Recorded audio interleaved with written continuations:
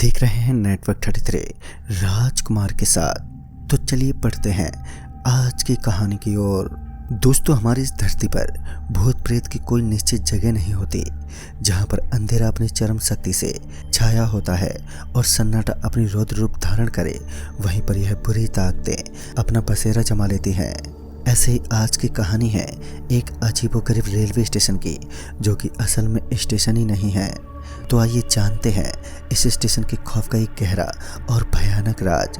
सालों पहले की बात है, जब गांव के लोगों के अंदर शिक्षा के प्रति कोई लगाव नहीं था, लेकिन वहीं कुछ ऐसे भी लोग थे जो पढ़ने की लालसा से कहीं भी जाने को तैयार रहते थे। ये घटना आज भी उस विबनगर स्टेशन के लिए मशहूर है। रात का समय था, स्टेशन पर लोगों की काफ़ी चहल पहल थी। स्टेशन पूरा का पूरा यात्रियों से भरा हुआ था। वहाँ पर चारों तरफ उजाला भी छाया हुआ था। दीपक अपने मामा के घर से आज वापस अपने गांव लौट रहा था। दीपक 23 साल का एक हट्टा कट्टा और नौजवान लड़का, जो किन्हीं महत्वपूर्ण काम के लिए अपने मामा के गांव गया हुआ था। लेकिन वापस लौटते वक्त वो नहीं जानता था कि उसे किन किन कठिनाइयों से गुजरना पड़ेगा। जैसे जैसे स्टेशन पर ट्रेन अपने निर्धारित समय से देरी कर रही थी, तो वैसे वैसे ही धीरे धीरे स्टेशन की सारी बेंच एकदम खाली दिखाई देने लगी। कुछ देर पहले लोगों की हलचल से जुड़ा हुआ यह स्टेशन अब एकदम फिर वीरान बन चुका था। लोगों की मौजूदगी का एहसास मानो इस स्टेशन के अंदर था ही नहीं। मगर दीपक को आज किसी भी हाल में अपने गांव पहुंचना था। वह अभी भी ट्रेन का इंतजार करता हुआ स्टेशन के बेंच के ऊपर ही बैठा हुआ था। दीपक इसी उम्मीद में था कि कब उसकी ट्रेन पहुंचे और फिर वह ट्रेन में बैठकर अपने गांव की तरफ रवाना हो जाए। मगर उसे क्या पता था कि यह सफ़र यादगार बनने वाला है। अभी भी दीपक ट्रेन का इंतजार कर रहा था, लेकिन ट्रेन लगभग आधे घंटे की देरी से चल रही थी। मगर अब तो आधा घंटा भी बीत चुका था। चारों तरफ जोरदार सन्नाटा पसर गया, मानो यह स्टेशन काफ़ी सालों से वीरान पड़ा हो। धीरे धीरे स्टेशन पर लोगों की मौजूदगी ना के बराबर हो गई। दीपक को समझ ही नहीं आया कि आखिर यात्री लोग इतनी जल्दी घर कैसे पहुंच गए। और जब उसने ट्रेन की लोकेशन के बारे में पता लगाया, तो उसने पाया कि इस नाम से कोई ट्रेन ही नहीं है। फिर कुछ देर के बाद उसने देखा कि उसके फ़ोन का डाटा इस समय ऑफ था। वो अपने आप पर हंसता हुआ डाटा खोलते हुए ट्रेन के एग्जैक्ट लोकेशन को देखने लगा। मगर डाटा होने के बावजूद भी ट्रेन ने कोई भी लोकेशन नहीं दिखाई। लेकिन उसके थोड़ी देर बाद ही ट्रेन स्टेशन से लगभग 47 किलोमीटर की दूरी पर दिखाई दे रही थी, जो कि इस समय काफ़ी ज़्यादा थी। दीपक इसी सोच में डूबा हुआ था कि आखिर आज ट्रेन इतनी देरी से क्यों चल रही है। वह अपना सारा सामान उठाकर साइड में रखते हुए इधर उधर टहलने लगा। और तभी उसकी दिल की धड़कनें तेज होने लगी, क्योंकि इस बार उसे ट्रेन का हॉर्न सुनाई दिया। मगर इतनी जल्दी ट्रेन स्टेशन पर कैसे पहुंच सकती थी। दीपक यही सोच सोचकर अब परेशान हो चुका था। मगर बाद में उसने इस बात पर ज़्यादा गौर नहीं किया। उसने सोचा कि शायद मैप कुछ गलत दिखा रहा होगा, जिस वजह से उसने इस बात को नज़रअंदाज कर दिया और अपना सारा सामान लेकर ट्रेन की बोगी की तरफ चल पड़ा। आज वो ट्रेन काफ़ी खाली दिखाई दे रही थी। ट्रेन के अंदर मौजूद यात्रियों की संख्या काफ़ी कम थी। और तो और ऐसा लग ही नहीं रहा था कि इस वक्त ट्रेन स्टेशन पर पहुंची है। दीपक बिना कुछ सोचे समझे ट्रेन की तरफ चल पड़ा और अपना सारा सामान बोगी के अंदर रख दिया। लेकिन ये बोगी उसके लिए खतरनाक साबित हो सकती थी। उस वक्त दीपक को सिर्फ और सिर्फ अपने गांव पहुंचना था। वो चुपचाप बोगी के अंदर दाखिल हुआ और ट्रेन के चलने का इंतज़ार करने लगा। और फिर जैसे ही दीपक ट्रेन के अंदर पहुंचा, तो उसके तुरंत बाद ही ट्रेन प्लेटफार्म से निकल पड़ी, मानो ट्रेन सिर्फ दीपक के लिए ही इस स्टेशन पर पहुंची हो। दीपक इस बात से अनजान था कि आखिर बिना यात्रियों की यह ट्रेन कहाँ सफ़र कर रही है, क्योंकि अब दीपक कुल 2 बोगियों से होता हुआ तीसरी बोगी में भी पहुंच गया। लेकिन अभी तक उसने किसी भी यात्री को नहीं देखा, जो सच में हिला देने वाली बात थी। दीपक को समझ ही नहीं आ रहा था कि वो किस बोगी में चढ़ा है। बाद में वो उसी बोगी की एक सीट पर बैठ गया। हालांकि अब भी उसे इस ट्रेन के अंदर कुछ अजीब फील हो रहा था। और तभी दीपक ट्रेन की खिड़की से बाहर की ओर देखने लगा, तो उसने पाया कि ट्रेन इस वक्त जंगलों के अंदर से गुजर रही थी। यह देखकर दीपक अच्छी तरह समझ चुका था कि वो किसी अनजानी काली ताकत के साए में अब फंस चुका है, क्योंकि उसके गांव के रास्ते में कोई भी जंगल नहीं था और उसने किसी नकली ट्रेन के बारे में भी सुना था। अब उसका कलेजा मुंह तक आ अटका, क्योंकि उसे उस नकली ट्रेन की याद आने के बाद काफ़ी ज़्यादा टेंशन होने लगी। उसे लग रहा था कि वह मुसीबत में फंस गया है और उसका ऐसा सोचना भी एक लाजमी सी बात थी। वह अभी अपने सर को घुटनों में देकर बैठा हुआ था कि अचानक ही किसी ने उसकी पीठ को थपथपाते हुए कहा, अरे भाई जी, ऐसे उदास क्यों बैठे हो, क्या हुआ? और इस पर जब दीपक ने ऊपर की तरफ देखा तो उसने पाया कि एक लंबा चौड़ा हट्टा कट्टा आदमी उसके सामने खड़ा था।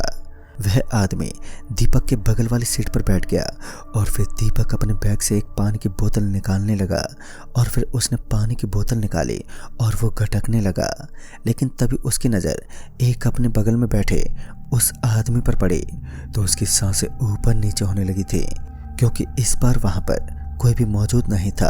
वो डर के मारे कांप उठा और अब वो पूरी तरीके से समझ चुका था कि वो जिस ट्रेन के अंदर अभी बैठा हुआ है वह एक मायावी ट्रेन है जो छलावों की बादशाह मानी जाती है। छल कपट और काली ताकत का होना उस ट्रेन में लाजमी सी बात थी। दीपक पूरा पसीने से भीगकर कांप रहा था और वह अपनी जगह से उठता हुआ बोगी के दरवाजे के पास पहुंच गया। लेकिन जब वह दरवाजे के पास पहुंचा तो उसने देखा कि इस वक्त ट्रेन ऐसे इलाके से गुजर रही थी जहां की मिट्टी लाल लाल दिखाई दे रही थी और तो और उस खंडर पड़ी जमीन के अंदर चारों तरफ किसी का नामो निशान तक नहीं था। उसे ऐसा लग रहा था मानो वह दूसरी दुनिया में पहुंच गया हो, क्योंकि ना ही तो उसे उस जगह पर किसी जानवर का नामो निशान था और ना ही किसी मनुष्य का, मगर ठंडी ठंडी हवाएं उस गर्म मौसम में दीपक के शरीर को लुभा रही थी। तभी दीपक को उस ट्रेन की बोगी के अंदर काफ़ी सारे लोग बैठे हुए दिखे और साथ ही ट्रेन के अंदर काफ़ी शोर शराबा भी मचने लगा। दीपक जानता था कि यह कोई हकीकत नहीं बल्कि एक माया है जिसके अंदर वह फंसता जा रहा है, मगर इस बार उसने उसकी तरफ एक बार भी नहीं देखा। तभी उसकी नज़र एक काले कंबल ओढ़े एक आदमी पर पड़ी। दीपक उसे देखकर बहुत चक्का रह गया, क्योंकि गर्मियों के मौसम में काले कंबल ओढ़ना सच में हैरानी वाली बात थी। दीपक को इन चीज़ों में बचपन से ही काफ़ी ज़्यादा इंटरेस्ट था, तो वह इन चीज़ों की खासियत जानता था कि वह चीज़ें अक्सर इंसान को किस तरह ख़त्म करती हैं। वो जानता था कि छलावा एक ऐसी शक्ति है जिसकी आंखों में देखने की बजाय वह हर इंसान को अपने बस में कर लेती हैं और फिर उसे किसी भी तरह ख़त्म करने की वो ताकत रखती हैं। दीपक इस बात को अच्छी तरह जानता था, जिस कारण उसने एक बार भी ट्रेन के किसी भी शख्स की आंखों में नहीं देखा और वो दरवाजे के बाहर देखता रहा। लेकिन थोड़ी देर के बाद ट्रेन के अंदर अचानक ही हलचल होना शुरू हो गई। ट्रेन काफ़ी ज़ोरों से हिलने लगी, मानो ट्रेन पलटी खाने वाली है, और जिस कारण दीपक अपनी आंखें बंद करता हुआ जल्दी से भागा और ट्रेन की बोगी की सीट पर बैठ गया। तभी दीपक को एक आवाज़ सुनाई दी, अगर तुम्हें यहाँ से बचकर निकलना है तो आने वाले पुल के नीचे तुम्हें एक रोशनी चमचमाती हुई नजर आएगी।